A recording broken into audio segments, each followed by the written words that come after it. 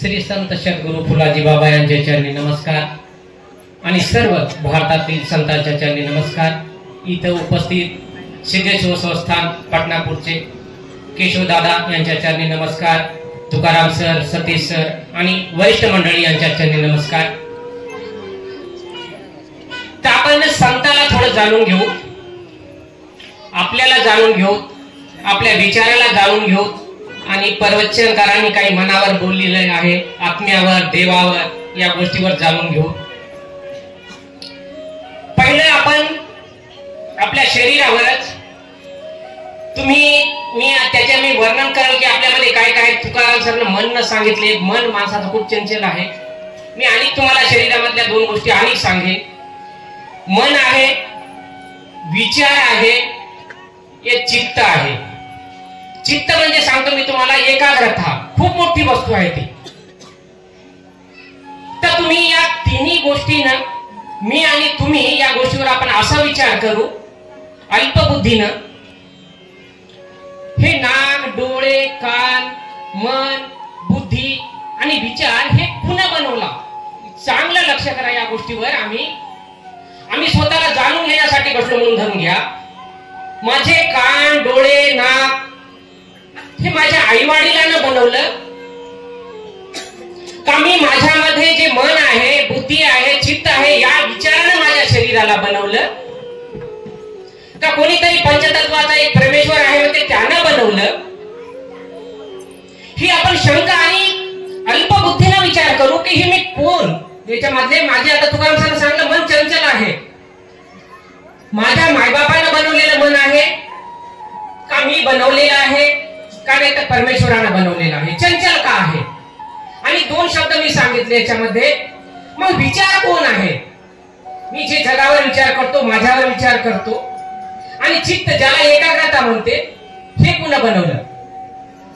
तर सुरुवात करू आपण। ही जी निर्मिती केलेली आहे ना गर्भामध्ये, हे 5 तत्वांना बनलेलं आहोत। तर संत सांगतात रज, तम, सत्व 3 गुणांना आपण बनलेलं आहोत। 3 गुणांना बनलेलं आहोत म्हणजे आम्ही या शरीराला न बनवता, आई वडिलांनाही बनवलं नाही, त्या 3 तत्वांना आम्हाला बनवलेलं आहे। म्हणून हे मन म्हणा का विचार म्हणा का ज्याला बुद्धी म्हणा, हे आम्ही स्वतःला चालवण्यासाठी आम्हाला जोपर्यंत विचार करू शकत नाही, या वस्तू ज्या शक्तीच्या वस्तू आहे, मी याला साध्य कसं करू? मनाला मी कसं साध्य करू? चित्ताला कसं साध्य करू? विचाराला साध्य करू? आता दर्शनाच्या वेळी बघा, मी प्रसंग सांगतो आजचा। समोरचा व्यक्ती जेव्हा तुम्ही झुकता, वडील माणसापुढे झुकता का, वामनदादा, केशवदादा, तुकाराम सर, जेव्हा झुकता तर तुमचं मन काय, कोण झुकवलं? मी म्हणेन तुम्हाला की बाबा मनानं झुकवलं का, तुम्ही बुद्धीनं झुकले का, चित्तानं झुकवलं? अरे जरी झुकवलं तर कोण्या पद्धतीनं तुम्ही, काय त्याच्यामध्ये काय ठरवलं? झुकण्याचं कारण काय? मी लहान लहान गोष्टीला खूप मोठ्यामध्ये विचार करू। झुकला तो माणूस कशासाठी झुकला? हे बाबाचे प्रवचनकार आहे म्हणून झुकले, यांच्यापाशी ज्ञान आहे म्हणून झुकले का, या शरीरापाशी झुकले? बरं झुकले तर झुकले, तुमचं माध्यम काय होतं झुकण्याचं? काय झुकण्यापासून तुम्हाला काय मागायचं होतं? जर ज्या माणसाच्या समोर जे स्टेजवर लोक यांचे दर्शन यांनी घेतलं, तर यांना बी काय ठरवायचं बा, त्या माणसानं काय माझ्याकडे झुकला? का फुलाजी बाबाच्या वाणीमध्ये आहे म्हणून दर्शन घेतलं का? नाही तर हा फलाना व्यक्ती खूप ज्ञान सांगते म्हणून झुकलो? नाही तर यांच्यापाशी खूप ज्ञान आहे म्हणून झुकलो? जेव्हा या गोष्टी आपण विचार करत नाही, हे झुकणारा कोण? जेव्हा आपण दर्शन घेतो तर तेव्हा बी आपण विचार केला पाहिजे, माझं माध्यम काय झुकायचं? आणि आमच्यामध्ये आत्मा टाकलेला आहे आणि संतांना सर्व या आत्म्यावर प्रेम करा म्हणून सांगलं। मग आमचा आत्मा आम्ही दुसऱ्याच्या चरणावर झुकवतो म्हणजे कोणी ठरवलं की याच्या पुढे झुक? संतांच्या पुढे झुक, नाही तर त्याचे कार्यकर्ते आहेत जे प्रवचन सांगतात, याच्या पुढे झुक म्हणलेला कोण? मनाला जे झुकवलं म्हणता, बुद्धीनं झुकवलं म्हणता। आता आम्ही सतीश सरच्या आजूबाजूला जाऊन आलो, आजूबाजूला घर पूर्ण बांधलेले होते। मग त्या जीवनामध्ये त्या माणसाला तर सर्व माहित होते, पण लेकरा बाळासाठी कसं जगायचं, किती प्रॉपर्टी पाहिजे, शिक्षण कसं पाहिजे, हे माणूस जेव्हा मी त्या स्टेजला आता आला, सर्व बिल्डिंगा झाल्या, त्याला अज्ञानी आम्ही कसं काय म्हणायचं? त्याला प्रपंच जे परमेश्वराने दिला होता त्याच्या विचारामध्ये टाकला, त्यानं पूर्ण निभवलं। त्या माणसाला आम्ही कसं अज्ञानी म्हणू शकतो? बिल्डिंग बिल्डिंगाला बिल्डिंग आहे, त्यांच्या घरी गाडी आहे, प्लॉट आहे, मुलं त्यांचे खूप जागी शिकत आहे. मग आम्ही जे लोक आहो, आम्ही एवढं करून की जे परमार्थाकडे यायचं, आपण थोडंसं आता या प्रपंचामधून थोडं परमार्थाकडे जाऊया. मग आम्हाला आम्ही जे करायले हे का चुकीचं आहे, अचुकीचं आहे, आमच्या मनाला प्रपंच करायलो का परमेश्वराला देला म्हणून करायलो, जोपर्यंत त्याचा निर्णय करत नाही तोपर्यंत आध्यात्मिक मध्ये येत नाही.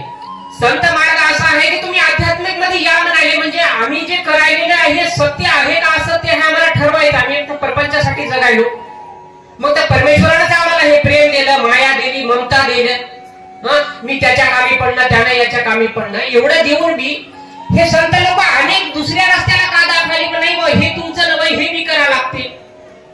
मग हे करा लागते जे म्हणणार आहे परोपकार. आज बघा तुम्ही परोपकार इथं कसं सणासारखं वाटायला, सगळ्या बाया लोकांना, लेकरा लोकांना वाटायला एकूण एकाचा आदर सत्कार आहे, मान मर्यादा आहे, पूजनीय म्हणायले.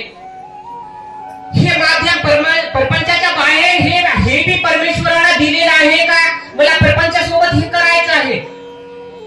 आम्हाला जोपर्यंत ह्या गोष्टी मनामधून ठरवता येत नाही तोपर्यंत आम्ही आध्यात्मिक मध्ये येऊ शकत नाही. बरं, संत लोकांना हे जे केलेलं वाईट केलं असं बी त्यांनी नाही म्हणलं, पण संतांना काय म्हणलं, हे करून हे कर, परमार्थ कर. पण परमार्थ करायचा काऊन जर आपण विचार मांडायचा, परमार्थ मी काय म्हणून करू, देवा तू एवढेच मला खूप दिले, माझा पती दिला, सासू सासरे दिले, मायबाप दिले आणि माझे मुलं दिले, एवढेच करायला माझ्याकडे वेळ नाही आणि तू परमार्थ जर कर म्हणायला, हे कोणाच्या करण्यासाठी आहे, माझ्या स्वार्थासाठी आहे का नाही, तू दिलेले कार्य माझ्यासाठी आहे. आणि हे करून हे करणं म्हणजे कोण तृप्त होणार, मी तृप्त होणार का परमेश्वरा तू तृप्त होणार. ज्याला कधी कधी आताच इथं प्रवचनकार म्हणले की बाबाजीनं जे आपलं शरीर झिजवलं, फुलाजी बाबाने या जगासाठी झिजवलं, हे फुलाजी बाबानं परमेश्वराचं कार्य केलं म्हणून समजायचं का नाही, माझं फुलाजी बाबाचं हे कर्तव्य म्हणून समजायचं, म्हणून आम्ही या कार्यामध्ये यायचं. जोपर्यंत आपण याचा विचार करत नाही तर त्या दोन मार्गाला हे जगातलं लोक कसं येईल. आदिलाबादचे इथले लोक जेव्हा प्रपंच करून परमार्थाकडे या म्हणलं तर त्याला काहीतरी सांगितलं पाहिजे ना, हे बी करायला लागते, हे करायला लागते. तर ते माणूस विचारायला हे करण्याचं कारण तर परमेश्वराच्या माझं का, तेव्हा आध्यात्मिक मध्ये मिळते. हे प्रपंच दिलेला बी देवाना आहे आणि परोपकार बी देवाना दिलेला आहे. परोपकार करणं म्हणजे तुझी कीर्ती राहील, कोणी एक चार माणसाचं बी जरी भलं केलं समजा तुझी कीर्ती राहील. कीर्ती बी कोणासाठी, मग हे परमेश्वराने दिलेले कार्य म्हणून आहे, नाही जगाला काहीतरी ज्ञान बोध द्यायचं आहे म्हणून आहे. हे जोपर्यंत आपल्याला मनामध्ये माहित होत नाही तोपर्यंत माणूस या धार्मिक मार्गामध्ये येत नाही. म्हणून तुम्हाला जर धार्मिक मार्गामध्ये जर यायचं असलं तर याचा विचार करा की परमेश्वराने एवढंच खूप दिलं होतं पण आणि हे करा म्हणाले, काही ना काहीतरी हे बी परमेश्वराचंच कार्य आहे. जेव्हा जगाचं आपण कार्य करतो त्याच्यामधला आनंद अलग राहते. सोयऱ्या धार्यामध्ये जेव्हा आपण त्याचा आदर सत्कार खाण्यापिण्याच्या गोष्टी करतो तेव्हा काहीतरी कमतरता राहते, याच्यामध्ये थोडं तरी दुःखी होतो. पण आध्यात्मिक मध्ये आपल्याला जेवढं होते आपण सद्गुणानं म्हणा, आपल्याला परोपकारानं म्हणा, पैशानं म्हणा, बोलण्यानं म्हणा, त्याच्या आसू पुसण्यानं म्हणा, त्याच्यावर आपण ज्ञान उपकार करतो ना, तेव्हा आपल्याला आम्ही परमेश्वराचं काहीतरी या शरीराने ज्याला आपण आत्मा म्हणतो तेव्हा जातो. आपण आत्म्यापर्यंत तोपर्यंत जाऊ शकत नाही. हा माणूस प्रपंचासाठी करायला, पण आत्म्याचे कार्य करणं म्हणजे देवाचं कार्य करणं. आताच कधी आम्ही सर आम्ही चर्चा केलेत होते की आध्यात्मिक मध्ये माणूस चर्चा का करत नाही की त्याला अपमान मान वाटते. ताईबाई असो, तुकाराम सर असो, आमचे गुरुले दादा असो, आम्ही आध्यात्मिकवर का चर्चा करत नाही तर मान अपमान वाटते. मी सत्यसरला आता बोललो, मग वामन मध्ये आत्मा आहे, तुकाराम मध्ये आहे, तुमच्यामध्ये आत्मा आहे, आणि सत्संगाची चर्चा का करत नाही. इथं मान मर्यादा नाही. संतांना सांगितलं आत्मा तर देव आहे रे. गोटीचा एक व्यक्ती आहे त्याने सांगितले, डॉक्टर आहे मुत्तेवार आणि दशरथ फोटे आहे, देवराव फोटे, कणाकणामध्ये चैतन्यमय गुरुमय चैतन्यमय शक्ती आहे. म्हणजे तर मग आमच्या सगळ्यामध्ये ती शक्ती आहे ना, म्हणजे कोणी रिकामा नाही. मी माझ्या बिल्डिंगवर जातो, बाबाचं ते बाहेर बांधलेला झोप पायचा वरे आहे, तर तिथं बघा शिमटीच्या याच्यावर असे लहानशी सांड आहे, त्याच्यामध्ये गवत निघलेलं आहे. मी विचार करतो साधं गवत निघते आणि नंतर आता एवढ्यामध्ये मरण पावते. मी त्याच्यावर विचार करतो मग तर हे मातीमध्ये निघणारे गवत आहे, इथं फक्त सिमेंट आहे, ईट आहे, रेती आहे. मी लहान लहान गोष्टीवर विचार करतो. तुम्हाला जरी विचार करायचा असेल तर विचार करा. पण हे इथं सिमेंट आहे, इथं गोबर खात नाही, याच्यामध्ये माती नाही, तर या सिमटीच्या याच्यामध्ये हे गवत रोपलेलं, हे तर जमिनीवरचं रोप आहे. मी लहान गोष्टीवर विचार करतो, हे गवत कसं काय. आणि मी कधी कधी बिल्डिंगा बघतो, बिल्डिंगावर मी वडाचं झाड, कशाचं तरी झाड वापलेलं आहे. मी त्याच्यावर विचार करतो की हे जमिनीवर राहणार याच्यावर कसं काय वापलं नाही. मी जे आता झेंडूचे फुलं असतो ना, मी ते झेंडूच्या फुलामध्ये झाडामध्ये त्याचा काहीतरी काळा कलर आहे, या फुलामध्ये पिवळा कलर आहे. मी असा विचार करतो माझ्या विचारानं की मी त्याच्यामध्ये कलर कसा गेला. हे झाड तर काळा आहे, पानं आहे, पण त्या फुलामध्ये जे 5 कलर गेले कसे गेले. तसंच मी या जीवनाला समजतो की या संतांना सांगितलं की परमेश्वर याच्यामध्येच आहे. या चराचरामध्ये जेवढे जीव जंतू आणि माणूस आणि स्त्री पुरुष आहे याच्यामध्ये परमेश्वर आहे. म्हणून त्याने दयामया एवढी केली, याच्यावर खूपच केली. बाबाजीने जेव्हा लोक येत होते तेव्हा त्याला ज्ञान करायचे की याच्यामध्ये आत्मा आहे म्हणून बोध केला त्यांनी. पण आमच्यामध्ये मर्यादा आले. तुकाराम सर, वामन आहे, केशवदादा आहे, हे आहे, ते आहे. तर आमच्यामध्ये ज्ञान चर्चा का होत नाही. आम्ही आत्मा आहे म्हणून ठरवलं नाही, माणूस म्हणून ठरवलं, नाव दिले. आध्यात्मिक जेव्हा चर्चा होईल ना तेव्हा माणसाला माहित होईल की माझ्यामध्ये काय वस्तू आहे. म्हणून आध्यात्मिकला जाणून घ्या जास्तीत जास्त की हे दिलं कोण, मला वरदान दिलं कोण, हे डोळे कोण दिले, कान कोण दिले, नाक कोण दिलं. जेव्हा ह्या गोष्टी विचार करतो तर तेव्हा माहित होईल की नाही, हे परमेश्वराची देण आहे. आणि परमेश्वराची देण जेव्हा माणूस म्हणतो ना, मग चराचरामध्ये आत्मा आहे. तो अज्ञानी म्हणू शकता, तुम्ही ज्ञानीही म्हणू शकता. खूप बुद्धिवानी. बाबाने एक शब्द सांगलेला आहे, देवाचा पता लागला पण माणसाचा पता लागला नाही. मी आता तुम्हाला देवाबद्दल सांगेन मी थोड्या गोष्टी याच बाबाच्या शब्दावर. कधी आपण मोबाईल पुन्हा बनवला म्हणून याचा विचार करत नाही, गाडी पुन्हा बनवली म्हणून विचार करत नाही, रेल्वे पुन्हा बनवली, विमान पुन्हा बनवलं. जोपर्यंत आपण विचार करत नाही तोपर्यंत आपल्यामध्ये ज्ञान प्राप्ती होत नाही. म्हणून माणूस जोपर्यंत तारीफ करत नाही त्याच्या ज्ञानाची, ज्याच्यामध्ये आत्म्याचं ज्ञान आहे त्याची तारीफ जोपर्यंत करू शकत नाही माणूस, तेव्हा देवाला तर जाणू शकत नाही. आत्मा हे जाणू शकत नाही. आत्मा आहे म्हणून ज्ञान आहे नाही. जेवढे मी संत सांगितले आत्मज्ञान म्हणे, हर एक माणसामध्ये आत्मज्ञान आहे.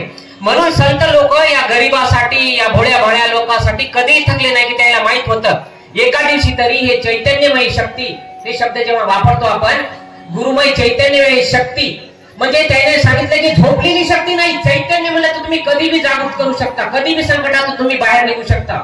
चैतन्यमयी शक्ती आहे म्हणून जगायचं आहे आपल्याला. जोपर्यंत आपण या गोष्टीवर निर्धार ठेवू शकत नाही तेव्हा आपण आपल्या पूजा पाती, देव धर्म बाहेर आहे म्हणून म्हणतो. जो हा माझा आत्माच देव आहे.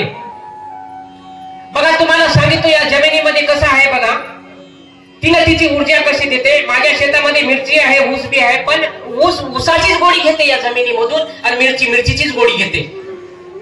तर तसं आपल्यामध्ये बघा, आपण जेवण करता करता मीठ कमी असलं तर ते मीठ आपल्या जिभेवर आहे, तसं आत्मज्ञान बी माझ्यामध्ये आहे. आत्मज्ञान आपल्यामध्ये आहे म्हणून माणूस प्रश्नाचं उत्तर देत नाही. कधी बी म्हणते बघा ना याच्या गोष्टीचं उत्तर नाही, म्हणजे आहे म्हणून म्हणायला. आम्ही तीच चर्चा केली होती सतीश सरनं. सकाळी सतीश सरच्या इथं गेलो आम्ही, याच गोष्टीवर थोडस बोललो. माणसाला 3 गोष्टीचा विचार आहे बघा, मन आहे म्हणलो, बुद्धी आहे, आणि या जगाला आपण जर शिकवायचं असेल तर हे जे प्रपंचाचा हे व्यवहार चालवायला माणूस. आता आम्ही या पब्लिकला जर ज्ञान द्यायचं असलं तर तुम्ही काच्यात कमी आहे म्हणून ज्ञान देवा. जेवढं केलं तेवढं बी अज्ञान आहे म्हणून म्हणावं, का नाही तर त्याच्या विचाराला न्यावं, की नाही तर मग त्याला आध्यात्मिक मध्ये आणावं. जोपर्यंत हे आपण सब्जेक्ट ठेवणार नाही मनापाशी तोपर्यंत आपल्याला आत्मज्ञान होणार नाही. म्हणून माझा मी एक विचार आहे की आपण माझ्यामध्ये परमेश्वराला खूप टाकलेला आहे, मी त्याच्यामध्ये कमी आहे असं म्हणून समजा. हर गोष्टीला विचार करा थोडा थोडा. आणि ही एकाग्रता केव्हा होते, मी कधी मी बोलतो बी दादाला, ते आपले दादा आहे तर समोर बसून मी म्हणतो, जेव्हा 10 इंद्रियाचा एकाग्रता होते ना बघा, माणसाला एक मधी डोळा बी आहे म्हणून सांगतात, आणि ज्ञान इंद्रिय एक माणसाचे एक विचार बी शक्ती खोलते म्हणतात. जेव्हा एकाग्रता होते ना माणसाची शंका मिटून जाते. जेव्हा शंका मिटून जाते, जेव्हा कोणाची स्तुती करता माणूस, जेव्हा भजन लिहिणारा, आरती लिहिणारा, कोणी बोलणारा माणूस, त्याला आत्मज्ञान मधून होते आणि त्याच्यामध्ये शंका राहू शकत नाही. पुढचा माणूस शंका करू शकेल पण मधातला शंका करू शकत नाही. म्हणून आपल्यामध्ये आत्मज्ञान आहे. म्हणून 10 इंद्रियाचा जेव्हा आपल्यामध्ये एका होतो तेव्हा आपल्याला हे ज्ञान साध्य होते. म्हणून आपण कोणीतरी मला पाठवलेले आहे आणि कोणीतरी पाठवलेल्या या माणसाला जागृत करण्यासाठी फुलाजी बाबा तुकडोजी महाराज हे आले म्हणून जेव्हा समजलं तर तुम्ही जाणून घेशाल की मला जागृत करण्यासाठी फुलाजी बाबा आले. एवढेच माझे 2 शब्द बोलून मी माघार घेतो. नमस्कार.